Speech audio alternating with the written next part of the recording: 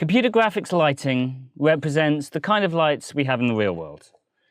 You have, objects, and lights bounce off objects and arrive at the camera, and when they arrive at the camera, that's when they make an image. But actually, most of the light in our environment doesn't come directly from the lights in that way. If all the light came just from the lights, then anything which wasn't directly facing a light would be incredibly dark. You get very, very stark lighting. Everything would either be really bright or really dark. Actually, in the real world, a lot of light goes from our light source and bounces off the walls before hitting our objects and reaching the camera. So actually we have a lot of light bouncing around, and so real-world lighting is much less stark and much softer than we get with straight computer graphics. And simulating this kind of bouncing around light is called global illumination. And if you compare it to the standard direct illumination, which is on the left, global illumination on the right, looks much nicer, looks much more realistic, and the lights are much softer, and you get nicer shadows and nicer reflections. The trouble is, it's a lot slower because we have to, instead of just simulating one light path from the light to the object to the camera, we have to simulate lots of bounces of rays of light all over the place. So, though global illumination looks really great, it can be a little bit too expensive now.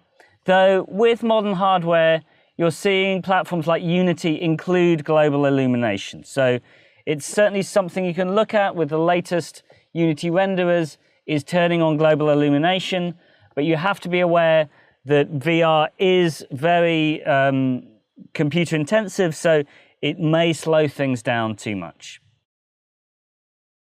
So you can use full global illumination or like approximations to it in platforms like Unity, but I want to mention two basic little hacks.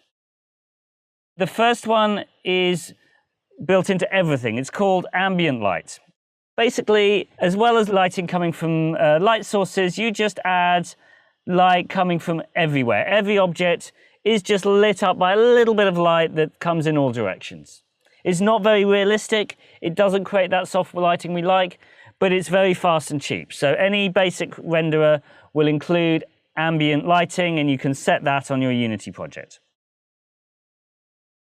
The other hack is a bit more complex.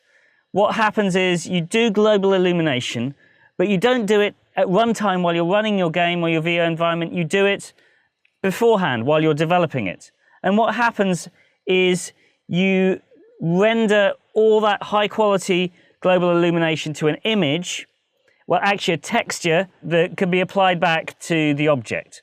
So you're doing the high quality illumination and creating a texture that you just texture map onto the object, but it makes the object look as if it's rendered really nicely. Doesn't really work if the object's moving around loads or the lights are moving around loads, but it's a cheap way of creating really high quality looking illumination, at least for static environments like rooms and furniture. So that's something I'd recommend, and Unity can do that for you. So global illumination is one example of a really powerful modern graphics technique that can make things look really, really good.